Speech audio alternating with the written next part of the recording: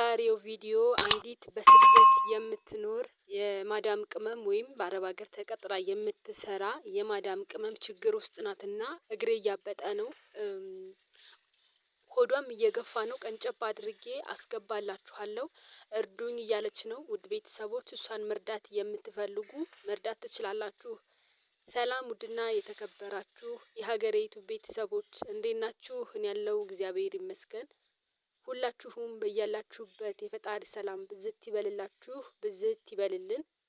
ውድ ቤተሰቦች ለዚህ ቻናል አዲስ የሆናችሁ ሀገሬ ዩቲዩብን ሰብስክራይብ፣ ላይክ፣ ሼር እያደረጋችሁ አበረታቱኝ። ነባሮች ደግሞ ቪዲዮውን በላይክ ጀምሩት እስከ መጨረሻው በማየት የጎደለኝም ሆነ የክፍተት እንድሞላ ኮሜንት ጻፉልኝ፣ አስተያየታችሁን ስጡኝ። ውድ ቤተሰቦቼ የሀገሬ ልጆች እናንተ ሰብስክራይብ ስታደርጉ ለእናንተ ምንም ማለት አይደለም፣ በጣም ቀላል ነው። ለኔ ግን እንደማበረታቻ እንደ ጉልበት ጥንካሬ ስለሚሆነኝ ላይክም ሰብስክራይብም እያደረጋችሁ አበረታቱ እና ውድ ቤተሰቦች ዛሬ ወደ መጣሁበት ጉዳይ ልሂድ እና ቤተሰቦቼ ቀንጨባ አድርጌ አስገባላችኋለሁ። ልጅቷን ታዋታላችሁ፣ ግን እሷ የምትለው እርጉዝ አይደለሁም፣ ሆዴ እያበጠ ነው፣ እግሬም እያበጠ ነው። እኔ የምፈልገው አገር ቤት መግባት ብቻ ነው። እባካችሁ ትኬት ብቻ ቁረጡልኝ ነው የምትለው። ግን እውነት ለመናገር እናንተም አይታችሁ ትፈርዳላችሁ። በእርግጥ የተለያዩ በሽታዎች፣ የተለያዩ ችግር፣ የተለያዩ በሰው ልጅ ላይ ይደርሳል። ይሄን እናውቃለን። በተለያየ አጋጣሚ ግን ውጭ ላይ ተቀጥረው ማነው ውጭ ላይ እንዴት ነው ከኮንትራት ውጭ የሚሰሩ እንትኖች ሁሉም ናቸው ማለት አይደለም። ግን በዚህ ጉዳይ ቢጠረጠሩ ምንም አይገርምም። እርግዝና ተፈጥሮባት ነው ብዬ አሁን እኔ ብጠረጥር አይገርምም። ምክንያቱም ውጭ ላይ ነው የምትሰራው። ወንድ ታገኛለች፣ ከወንድ ጋር በተጣብሳም የሆነ ነገር አድርጋ ሊሆን ይችላል። ምክንያቱም አሁን ላይ እርጉዝ ነኝ፣ የትኬት መቁረጫ እንኳን የለኝም እርዱኝ እባካችሁ ብላ አፏን አውጥታ ብትናገር ምን እንደሚደርስባት ታውቃለች። ያው የሰው ልጅ ታውቃላችሁ በጣም ነው የሚሳደቡት። ልትጋደሚ ነው ወይ የመጣሽው? አርፈሽ አትሰሪም ነበር ወይ ምናምን ነገር እኔ እንደምገምተው ከሆነ እንደዛ አይነት ችግር እንዳይደርስባት ነው ይሄን ነገር ያለበበሰችው እንጂ ቆይ ቀንጨብ አድርጌ አስገባላችኋለሁ። ልጅቷን እግሯም አብጧል፣ ሆዷም ያው ታውታላችሁ፣ ግን እርጉዝ አይደለሁም ነው የምትለው። እኔ አላቅም፣ ፍርዱን ለእናንተ እሰጣለሁ። ታዩትና መርዳት ከፈለጋችሁ እሷን ማገዝ ከፈለጋችሁ በሩ ክፍት ነው፣ ማገዝ ትችላላችሁ። ውድ ቤተሰቦች አሁን ቀንጨብ አድርጌ ልጅቷን ላስገባላችሁ። እግር በጣም አበጠኝ ነው። ይሄ ሆዱ ያለው ልጅ አይደለም፣ እርጉዝ አይደላትም። ቤተሰቦቼ እንግዲህ ልጅቷን እንዳያችኋት ነች። እንግዲህ አይታችኋታል አይደለ? ሆዷ አድጓል፣ ግን እርጉዝ አይደለሁም እያለች ነው።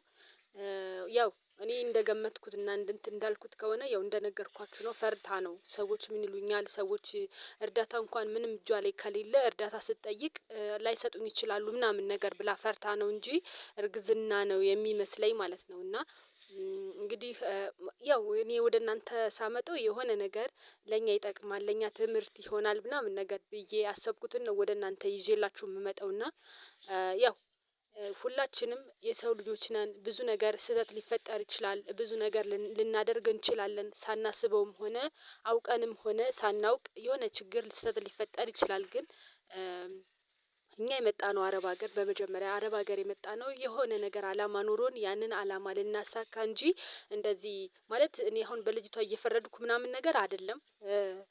እና እንደዚህ የሆነ ተሰናክለን ከሰው እርዳታ ልንጠይቅ ወይም ደግሞ ሀሳባችንን እቅዳችንን ትተን ሌላ ነገር ውስጥ ልንገባ አይደለም። እውነት ውድ ቤተሰቦች ማለት የመጣንበትን አላማ ለምን እንዘነጋለን? ለምን አለ በብዙ ችግር ማለት ፈልገውም ሆነ ሳይፈልጉ የማዳም ቅመሞች ተቀጥረው የሚሰሩበትም ቤት ሊሆን ይችላል። የሆነ ነገር ይደርስባቸዋል። ሳይፈልጉ የሆነ አስገድዶ ሊደፍሯቸው ይችላሉ። በተጋጣሚ ችግር ሊመጣ ይችላል። ግን አሁን ይቺ ልጅት እንዴት መሰላችሁ እንደዚህ ብዬ ልናገርበት የቻልኩት? እንደኛ ኮንትራት አይደለም የምትሰራው፣ በውጭ ላይ ነው የምትሰራው። እና እንግዲህ ሳታስበውም ሆነ የሆነ ተጀናጅናም ሊሆን ይችላል፣ ወይም ደግሞ እንዳለችውም እርግዝና ላይ ሆንም ይችላል። ምናልባት ዝም ብሎ ሆዷ አብጦም ሊሆን ይችላል፣ አይታወቅም። እሱን እግዚአብሔር ነው የሚያውቀው። ግን ውድ ቤተሰቦች የመጣችሁበትን አላማ አንዳንድ አሉ እንግዲህ ሁላችንም አይደለንም፣ ሁላችንም ሰዎች እኩል አይደለንም።